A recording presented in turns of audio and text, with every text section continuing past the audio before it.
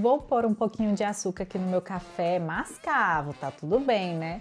Vou fazer aquele bolo fitness com açúcar de coco, acompanhado do meu suquinho com açúcar light, afinal são opções de açúcares muito mais saudáveis, correto? Então, será que realmente existem opções mais saudáveis? Vamos entender as diferenças entre esses vários tipos de açúcares? E vamos começar então falando do açúcar refinado. Esse açúcar que passa por um processo de refinamento, de branqueamento por adição de alguns produtos químicos ali e acaba perdendo muito, na verdade perdendo praticamente todos os nutrientes, vitaminas e minerais que poderiam estar lá. Fica basicamente o açúcar puro e ainda correndo o risco de ter aqueles traços dessas substâncias químicas utilizadas nesse processamento. Ou seja, é bem prejudicial. E já o açúcar cristal, ele não passa por esse processo de refinamento como o açúcar refinado, mas passa pelo processo de branqueamento, adição de substâncias químicas, perde muito nutriente nesse processo, fica praticamente o açúcar também ali puramente, só que com uns granulozinhos maiores, mas açúcar também da mesma forma sem nenhum benefício. E o açúcar orgânico que caiu na graça da galera, qual é a diferença dele? Basicamente a etapa de produção, as etapas de produção dele não são utilizadas fertilizantes químicos, agrotóxicos, então essa é a diferença, mas continua sendo açúcar da mesma forma, elevando a glicemia da mesma forma dos demais. E o açúcar light, qual é a diferença dele? Basicamente que é o açúcar misturado a adoçantes e geralmente adoçantes artificiais.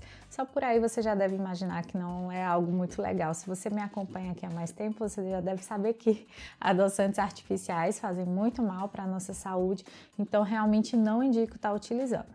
E o açúcar demerara, que é muito utilizado, muito encontrado aí nos mercados, enfim, é basicamente como se fosse um açúcar cristal, só que passou por menos processamento, ou seja, ele acaba preservando um pouco mais de vitaminas, minerais, só que ele continua sendo açúcar da mesma forma, tendo a mesma quantidade de calorias, tendo o mesmo impacto glicêmico, né? Impacto na nossa glicemia ali, ou seja, também é algo para a gente ter muito cuidado ao utilizar.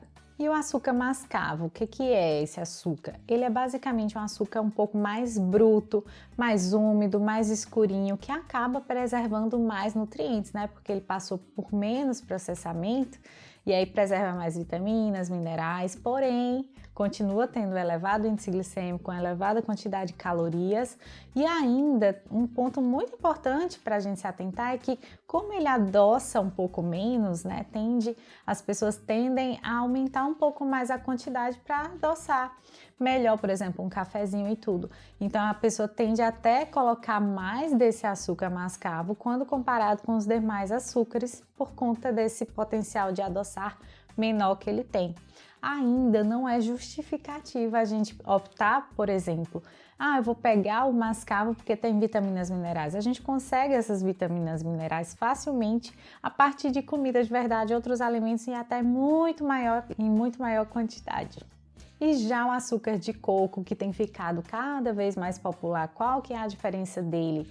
Claro, ele é um açúcar mais bruto, então ele acaba preservando também mais vitaminas, minerais e além disso ele tem menor índice glicêmico e é aí que está o X da questão, as pessoas têm optado muito mais pelo açúcar de coco por ter menor índice glicêmico, só que esse menor índice glicêmico se deve ao fato de esse açúcar ter um maior teor de frutose e quando comparado com a glicose ali, a frutose acaba tendo um índice glicêmico menor.